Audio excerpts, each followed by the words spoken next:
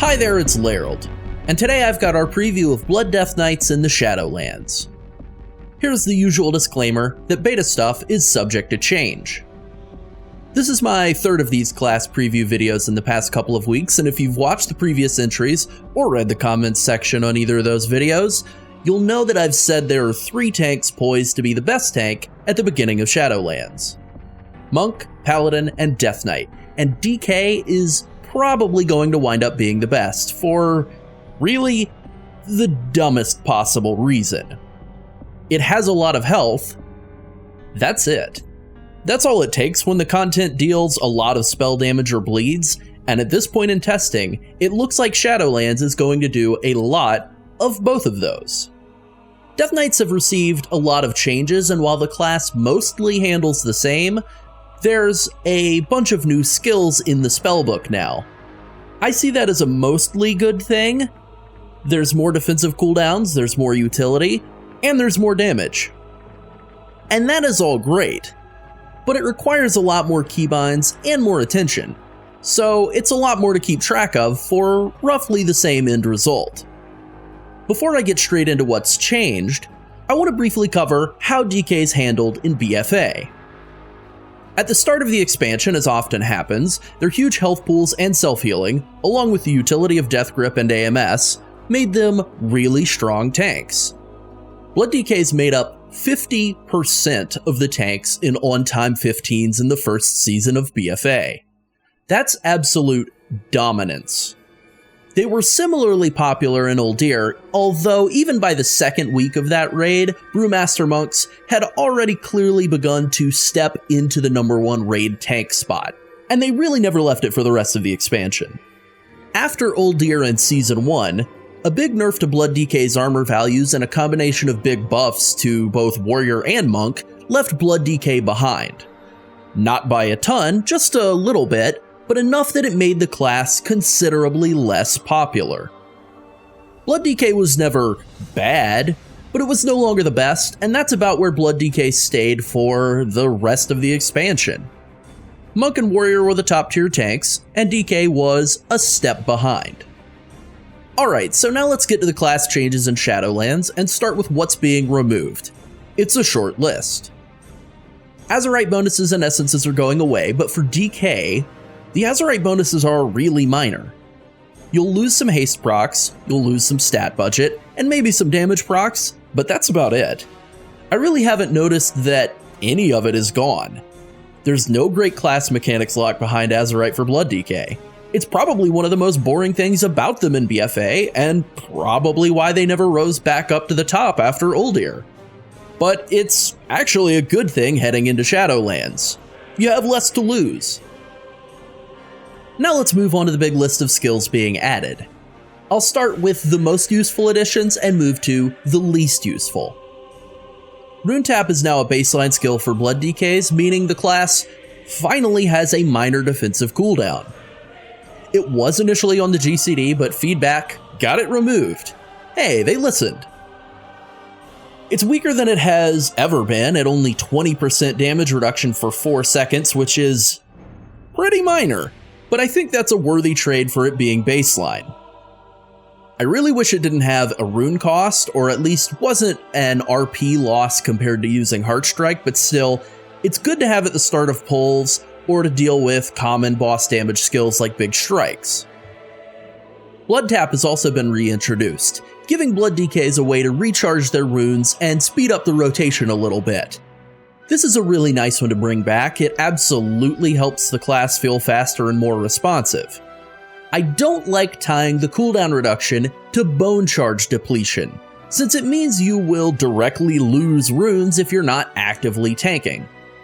That being said, it's still a big net positive and a really good skill to get back. Good job, Blood DK class designer. Anti-Magic Zone is back, which means Blood DKs will also have a group defensive cooldown. It's simple, but it's very nice. Lichborn is back, and DKs will once again be able to go immune to fears, MCs, and sleep effects. It gives 10% leech, which isn't that useful as a tank, given that your damage isn't really very high, but I'm not going to complain about a free crowd control break. It's not bad. Once upon a time, it was useful for casting Death Coil on yourself, but that really isn't all that valuable anymore given that both Death Coil and Death Strike cost runic power. I guess if you're out of melee range it could be helpful, but nah, not really. Chains of Ice is now available to Blood DKs, giving them access to a powerful ranged slow. It won't be useful during normal combat, but it's a great tool for kiting or slowing down runners. And finally, the last two skills are Raise Dead, which just adds a simple auto-attacking minion. You aren't able to control him and he just deals a modest amount of damage. He's nothing fancy on his own, but there's also Sacrificial Pact, which destroys your ghoul and causes him to do a pretty good chunk of AoE damage and also heal you for 25% of your max health. He's actually a decent cooldown once you factor in Sacrificial Pact, and weirdly, summoning your ghoul is not on the GCD, only Sacrificial Pact, so this is actually not implemented in the most annoying way possible. That's rare now. I guess, finally, since I mentioned it before, Death Coil is now available to Blood. There's basically no reason to ever use it, but it is there. There are also a bunch of new rune forges, and I think one or two are interesting. Fallen Crusader is still hard to beat, but maybe a couple of these have a chance of being useful. The first, and maybe most useful, is Rune of Hysteria. It increases your max RP and gives a chance to proc an extra RP generation buff.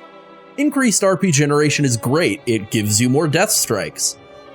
Unfortunately, the proc uptime is a little low, under 50%, so I don't think it will generally compete with Fallen Crusader most of the time, but we'll see. Maybe it can, and it's something to keep on the radar. Up next is Sanguination, and to me, I think it's a more interesting choice. It adds damage to Death Strike and grants a reactive self-hot whenever you fall below 35% health. I doubt this will be a better offensive option than Fallen Crusader, especially in AoE, but it could be for single target fights with a long execute phase. And the defensive cooldown aspect is pretty interesting.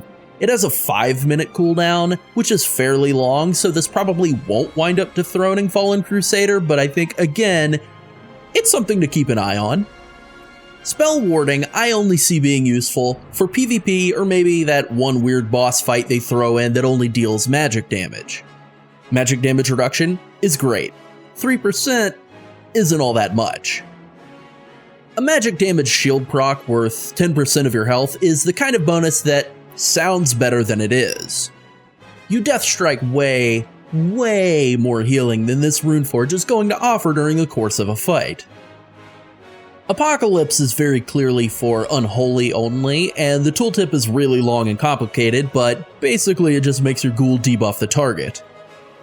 The last new rune is Unending Thirst, which gives a 10-second haste and movement speed buff and heals you for 5% of your health whenever you get a kill. I think it's okay for leveling, but that would be about it. I just don't see a scenario where the 10% haste you get from killing a mob could possibly compete with Hysteria, Sanguination, or Fallen Crusader. Anyhow, that's it on runes. They're new, they're neat, they're maybe all worse than Fallen Crusader. Alright, now let's move on to changes to the base skills, and as far as I've been able to tell, there are only 3. Vampiric Blood has a new rank that increases the healing you take by another 5% and makes it last 2 seconds longer. It's a small change, but it's not bad. Heartstrike gets a passive that increases its damage by 20%. Cool. And Bone Shield has been buffed back to the 50% strength to armor conversion. It was 50% at the start of BFA, and it was nerfed to 40% in patch 8.1. That wound up holding the class back a good bit for the rest of the expansion. This is one of those changes that looks very small, but it has cascading effects due to the design of DK's health pool and cooldowns and Death Strike, and I think it could wind up actually doing a lot. It's a really good change. Basically, if you like your DK, you can keep it. Because it's pretty much the same, just with a lot of extra bells and whistles and keybinds. A lot more keybinds. Now let's move on to talents, and this is mostly the same except for some buffs to underused talents. Notably, DK really hasn't been nerfed anywhere. Alright, in Tier 1, Heartbreaker and Blood Drinker are exactly the same, which is great, and Tombstone is still inexplicably in the tree. Pretty much just stick with Heartbreaker in Mythic Plus and Blood Drinker in Raider while soloing, the same as on Live. The second tier has 2 minor buffs to the underused talents. Rapid Decomposition now also increases the damage of Blood Plague by 50%, which is a very large buff to a very minor skill. Consumption's healing has been increased by 50% as well. I still think Hemostasis is going to be the best choice in every situation, but maybe there's a slight chance one of the other options could jump up in value. Tier 3 has a new talent in place of Tombstone, and I really like the idea of Relish in Blood. Unfortunately, I don't think that making Crimson Scourge procced D&D casts heal you and grant 10 RP is close to enough to outperform Ossuary. Ossuary's increase to self-healing and damage is just incredibly powerful. It's one of the best talents in the tier, and it probably should have just gone baseline, but it's not, so you still gotta take it. In Tier 4, Will of the Necropolis is still exactly the same, and Anti-Magic Barrier has been buffed by 5% and 5 seconds. With Rune Tap being moved baseline, Mark of Blood has been moved up into its place, and it heals for 50% more and no longer has an RP cost. Unfortunately, it's still on the GCD, so I still don't think it's worth using 90% of the time. So that's that. The next tier is the same. You could argue that getting Chains of Ice baseline makes Grip of the Dead less valuable, but a 90% AoE slow is a 90% AoE slow. It's hard to beat. Voracious now comes with a 20% base buff to Death Strike healing, which is extremely powerful. I think it will probably overtake Bloodworms for overall healing, although Bloodworms is still the superior option offensively, and provides a better defensive safety net in terms of healing when you fall below half health. Death Pact is also back, but I don't think there's any situation in which it can compete with Voracious or Bloodworms. The last tier looks almost the same, but Red Thirst has been buffed by 50%, which actually isn't bad. I don't think I'll ever want to use it over Bone Storm in Mythic Plus, but I could see a case in raids or really high-level key pushing. It basically just seems like enough of a buff to cover the difference from losing Vision of Perfection if you ran it. If not, then it's just a straight-up buff, and there's certainly nothing wrong with that.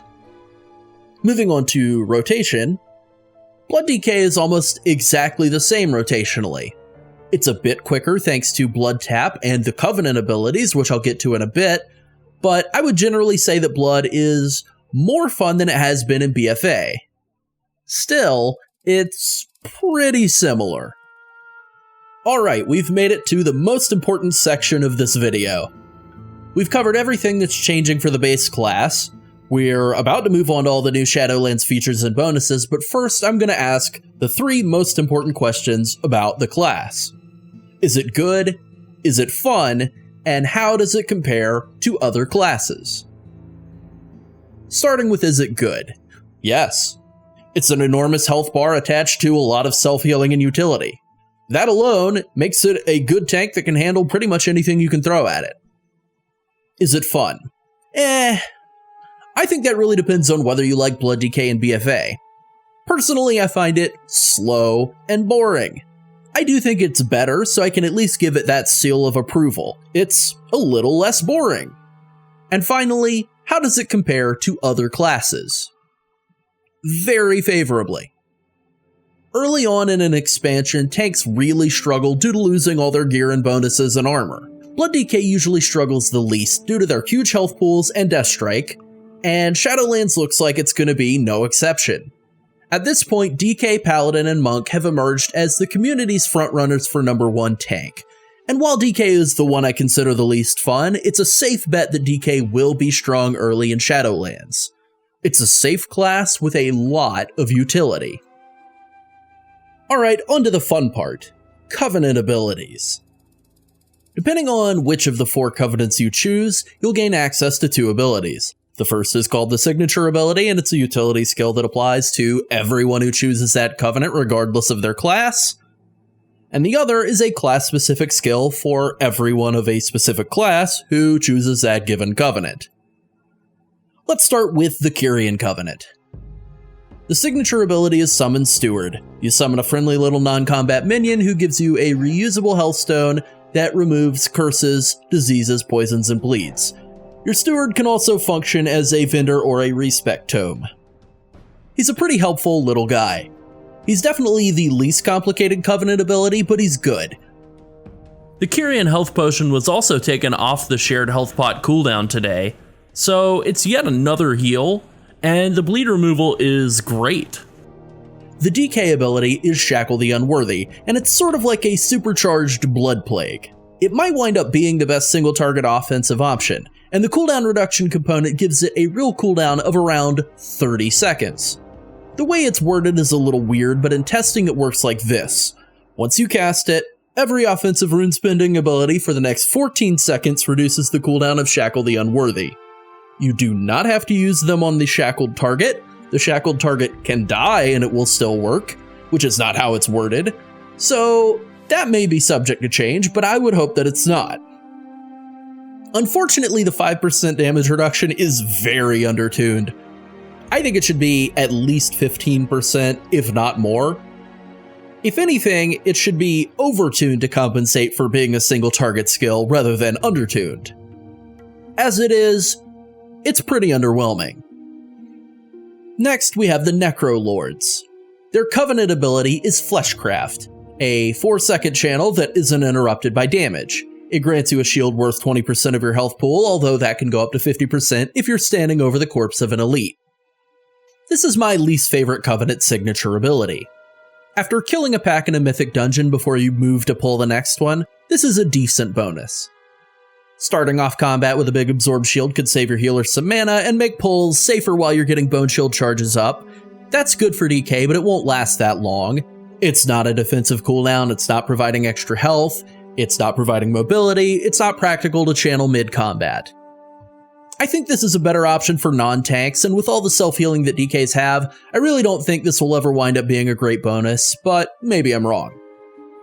Finally, the Necrolord DK skill is Abomination Arm, and it's sort of like a chain death grip. It has the same cooldown and duration as Dancing Rune Weapon, but it's mechanically very different, and it adds quite a lot of damage. It doesn't have any direct defensive value, but continually bringing enemies into melee range is very, very nice. It will grip enemies that you're not in combat with, so you'll want to be careful about that. I guess that's a good thing for PvP, but it's really not so great if you accidentally pull an extra pack or 2 or 3 in Mythic Plus on a bolstering or necrotic week. I don't think this is going to wind up being the strongest Covenant ability, but it could absolutely wind up being a community favorite due to the uniquely hilarious value of 12 seconds of constant death grips. I like it quite a bit, and I think it will be pretty good in dungeons, but probably not that good in raids. I understand that it's the must-have choice for PvP, but I don't really love WoW PvP, so whatever. Now on to the Night Fae. Their signature skill is Soul Shape, which gives you a short, minor speed boost that you can reactivate to blink forward 15 yards. It looks great, but it ends early if you use offensive skills, so it's kind of a second Wraith Walk. Not bad, but not great. There is some inconsistency in terms of what abilities cause Soul Shape to break early. I think for the most part, Blood DK is actually able to use most of their kit without breaking Soul Shape, but I wouldn't expect that to last. The Night Fae class ability for DK is Death's Due, which transforms Death and Decay. It looks amazing, and it's simple, but really, really good. It turns D&D into a 15% strength buff and a 15% damage reduction debuff. The strength buff scales multiplicatively with Fallen Crusader procs, not additively, which is a good thing. It also is extremely easy to stack up. Both the buff and debuff last for 15 seconds, so you can easily keep them going at full stacks without any Crimson Scourge procs. Unfortunately, that's kind of the extent of its value. a constant 15% strength and 15% damage reduction is huge, so don't let me undersell it. It just doesn't add any damage or cooldown reduction on top of the base D&D or any new mechanics at all, really. It's good and it's simple, and that's valuable. I think Night Fae will be the safest choice for raid tanking early in the expansion, and it should be the best high-level Mythic Plus pushing option for the same reason. 15% damage reduction is a ton. The only real downside is that it doesn't add anything mechanical, and if Blizzard decides to nerf that 15% value, it could wind up becoming a worthless choice. Also, I guess it's not so good for Frost. Last is the Venthyr Covenant. Their signature ability is Door of Shadows, which is a ground-targeted teleport. This is very helpful for teleporting past trash packs in Mythic Plus, and DK is definitely a class that needs as much mobility as it can get. It has a cast time, which is a bit of a bummer, but it's still pretty nice. The DK class ability is Swarming Mist, which costs 1 rune, grants dodge chance, and kinda feels like a second Bone Storm. It initially didn't generate RP when you cast it, but thankfully players reported that issue and Blizzard fixed it. It lasts for 8 seconds and generates 3 runic power per target hit each tick up to 5. Which means that with 5 targets it will generate 145 runic power over 8 seconds. That's an absolutely insane amount of RP for a single rune, and it can really help with getting Bone Storm going early on in a Mythic Plus pull, or just pumping out a ton of Death Strikes. It struggles in single target just like Bone Storm, but it is truly incredible in AoE. Because of the lack of versatility, I don't think this will necessarily wind up being the best Covenant ability in every situation, but it's the one I've enjoyed the most, and it will absolutely be the most popular in Mythic Plus. It's very fun to play with, and it offers a nice mix of offensive and defensive value. It's weird to give DK's dodge chance, but I guess it makes more sense for a Cloud of Mist than parry chance. It's pretty good, and between the signature and class abilities, Venthyr looks like it's 100% the go-to choice for Mythic Plus focused DKs. Alright, time to give out our letter grade to all the Covenants. I'd go C+ for Kyrian, B for Necrolord, A- for Night Fae, and A+ for Venthyr and Mythic Plus, and like B- in single target, which I think averages out to also about an A-. DK is probably the class with the most appealing collection of Covenant abilities, and trying to choose between them is actually kind of hard. Kyrian's the only one that stands out as being clearly weaker, just due to being single target only. I wish it did more damage or had a shorter base cooldown to compensate for that, but I could still see it being used by some players just to maximize their single target damage in raids. As for the other 3, I really don't see a scenario in Mythic Plus where any of them wouldn't be great to have. Again, the Venthyr Swarming Mist is disappointing in single target, but it's so amazingly powerful in AoE, and that's where tanks tend to shine. You're sacrificing versatility for strength. I think that's worth it if you're a Mythic Plus focused player. I was planning to go Night Fae, but after this last round of leveling and testing, I'm back to being undecided again. This will probably be the toughest choice I make on any of the tanks. And now, just in case there weren't enough systems in Shadowlands, it's the Crafted Legion Legendary system. You can control what power you get and the secondary stats on the item, so it's a significant improvement over Legion's clumsy RNG system. We'll start with blood-specific legendaries, and we might as well start with the best one, Shackles of Bryndaor. You get back 6 runic power for each death strike, assuming it heals for more than 10% of your health. Back in Legion, the minimum death strike heal was 10% of your health, so as long as your versatility wasn't literally 0, this effect would proc, and it provides a lot of runic power over the course of a fight. Unfortunately, the minimum death strike heal is now 7%, meaning that it's not a guaranteed proc if you're not taking damage. Of course, that's the least important time while tanking, and under normal circumstances, this will still proc basically with every death strike. So it's still really good, but there's a low value edge case where it's not good and potentially even worthless. Anyways, this is probably the best one most of the time. Next is Service of Gorefiend, which makes Heartstrike reduce the cooldown of Vampiric Blood. It's not bad, and it synergizes with Red Thirst, but it's not great either. I really don't think this will wind up getting much use. Vampiric Aura makes Vampiric Blood affect your party at half value. Not interesting, never gonna use it. You may be forced to wear it for your group in dungeons or raids, especially high-level Mythic Plus pushing, but you know what? They can die. Crimson Rune Weapon makes consuming Bone Shield charges reduce the cooldown of Dancing Rune Weapon, and makes Dancing Rune Weapon into a Rune Regen cooldown. This is a combination of two pretty nice set bonuses from Antorus, and it has the potential to be incredibly valuable to DKs in both raids and Mythic Plus. My only concern is that I question whether buffing the value of Dancing Rune Weapon, which is a relatively mediocre cooldown, can really compete with the steady, excellent resource generation of Brindower's Might. In either case, two interesting bonuses is a lot better than none. And now let's move on to the general DK bonuses with Death's Embrace. Acheron's Drapes were probably the worst DK legendary in Legion, and I have no idea why they thought it was worth bringing back. I hate this bonus. Grip of the Everlasting is very clearly a PvP bonus. Maybe it could be useful to double grip for some specific raid encounter, but generally I doubt it will ever be useful in dungeons or raids. Pheromones makes D&D a 10% haste buff and occasionally procs a non-stun crowd control on enemies.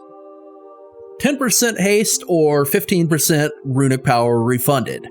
I'd rather have the haste if I'm choosing between those two, but Death and Decay isn't up 100% of the time, and this would also make moving really punishing. This could be pretty good, but I don't think it'll be very popular. And lastly, we have Super Strain, which makes Blood Plague, Frost Fever, and Virulent Plague apply the other two diseases. As Blood, you get access to the runic power generation of Frost Fever, and the on-death explosion of Virulent Plague, and obviously you get their constant dot damage too. Despite seeming pretty insignificant, this was actually a really strong legendary effect. Unfortunately, Blizzard realized this and nerfed the off-spec diseases by 75%, so it's dead. I feel like DK is the only class I've encountered where I actually felt like I had multiple options when it came to both Covenants and Legendaries. You've got some decisions to make. I kinda hate to say it, but I really like where DK is at in Shadowlands. Alright, here's the section where I talk about major bugs for DKs on the beta. This won't be an exhaustive list, but here's all the bugs I found that really had an impact on testing while leveling and playing my DK. Shackle the Unworthy continues to grant cooldown reduction even after the target afflicted by it has died. I like this bug a lot. I would like for this to be the intended design. It's still bad if the target dies early, but letting Shackle keep giving cooldown reduction would be a little less punishing. Of all the bugs I've seen, this one's the best. The leveling version of the Night Fae ability, Death's 2, does not provide the 15% damage reduction or 15% strength buffs. It's a pretty recolor of D&D, and that's literally all it is. I've heard this is a bug that only affects the leveling version, and the version you get at max level once you've chosen Night Fae as your Covenant works correctly. Unfortunately, I have another bug with the Night Fae Covenant where it won't let me do any of the quests with them to unlock max level Death's Due. I've chosen them as my Covenant, so I can't choose anyone else either. I've tested it and it worked fine earlier in the beta, and I really don't want to level another DK just to test something I know is really good. And that's actually it. Blood DKs are really pretty well polished at this point in the beta. So yeah, DK's looking great. They feel like a supercharged version of their BFA selves, which are already pretty decent. I fully expect for DK to be a solid, reliable tank at the start of Shadowlands, and a lot more fun than they've been in BFA and Legion. Well, I think that covers it. If you have any questions about Blood Death Knights and Shadowlands, ask away. Stay tuned for more Shadowlands content, and thanks for watching. Bye.